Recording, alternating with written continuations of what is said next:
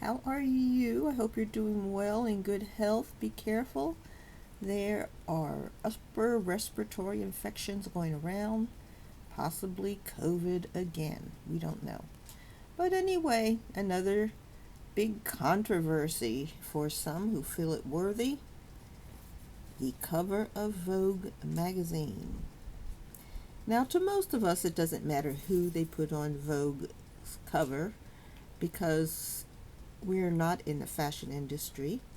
But for many, this can cause a big deal and cause a lot of jealousy, a lot of hatred, and, but for the rest of us, it doesn't matter. Well, this is Kamala Harris's Vogue photo when she became Vice President of the United States. And people were, of course, upset. These pictures are from the Daily Mail, and I'm referring to an article that they posted today about why isn't Melania on the Vogue cover? Well, Melania hasn't really done anything. She's the wife of Donald Trump. She was a former prostitute, nude dancer. She was part of an international group providing potential wives to men with money. And she hooked up with Donald and has her son Barron. But she hasn't really done anything. She plagiarized Michelle Obama's speech and took full credit for it.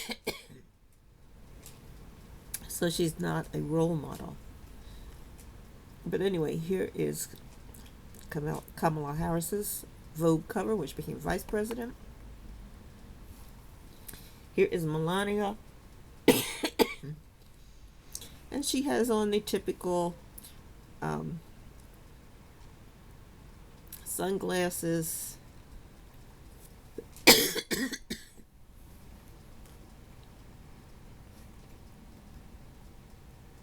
And she's in front of a bunch of American flags, although she doesn't seem to really like America, as Donald doesn't either. So you kind of wonder why she came over here, except for the money, of course, to catch Donald. And then here was Michelle Obama when she became the first lady of the United States, when her husband, Barack Obama, was elected. And Hillary Clinton, who ran and got the most greatest number of popular votes when she ran for president of the United States, but she neglected a couple of very important states. I think Wisconsin was one.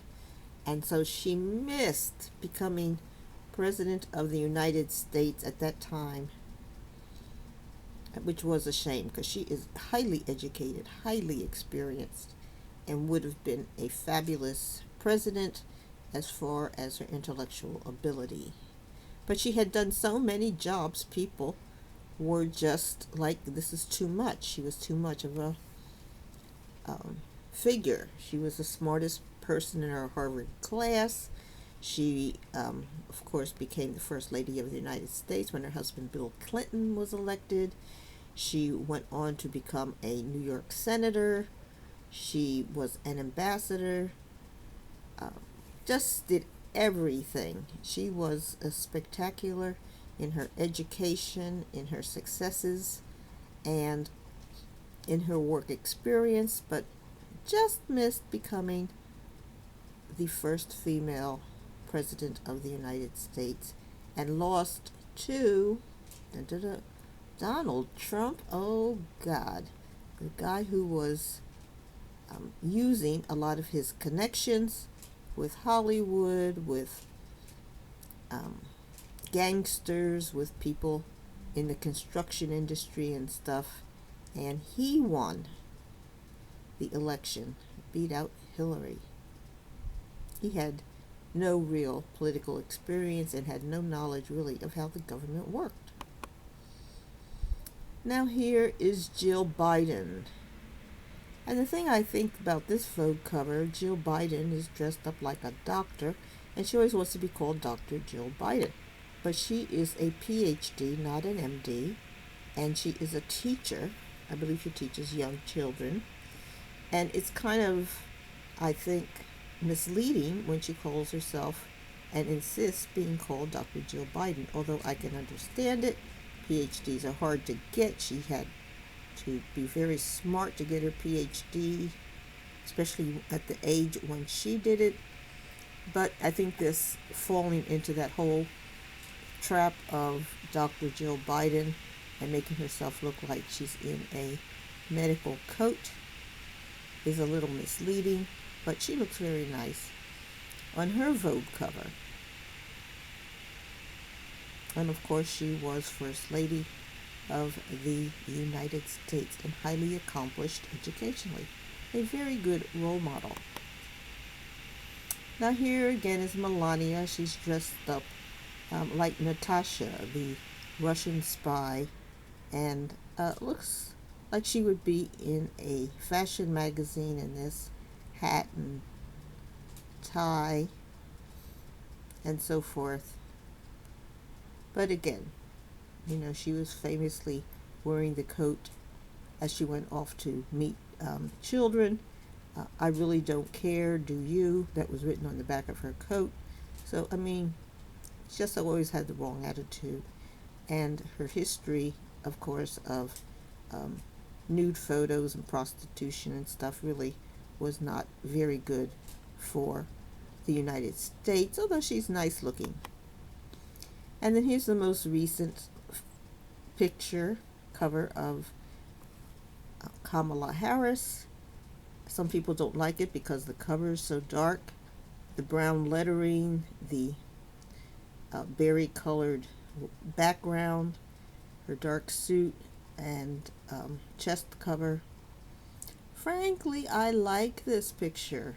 I like this picture. I think it's very dignified. It shows she's not there trying to show off her physical attributes. She's there for business. You look at her and you say, this is a woman who's very smart. She is highly educated, highly experienced. She is a lawyer, certified by the Bar of California, was DA in San Francisco, went on to become California State Attorney General for many years, went on to be elected into the United States Senate, and then was chosen by Joe Biden as his vice president. And now, because Joe Biden was being ridiculed so highly because of his age, and he wasn't able to overcome the stigma that was created by Donald Trump, she moved in as the vice president to take his place, and now she is the top candidate running against Donald Trump. And the election is in a few weeks, so we'll see what happens. Frankly, I say congratulations to Kamala Harris. This Vogue cover is great. It makes you look very professional and very dignified, and it emphasizes you are not there for your body. You are there mainly because of your mind. You are smart, highly educated, and a great role model. And we'll have to see how the election goes, but we are pulling for you.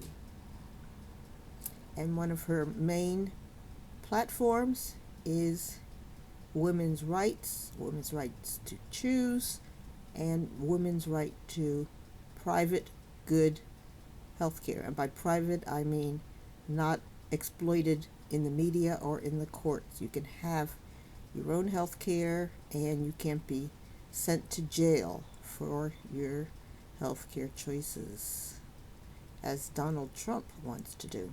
So we'll see how it goes.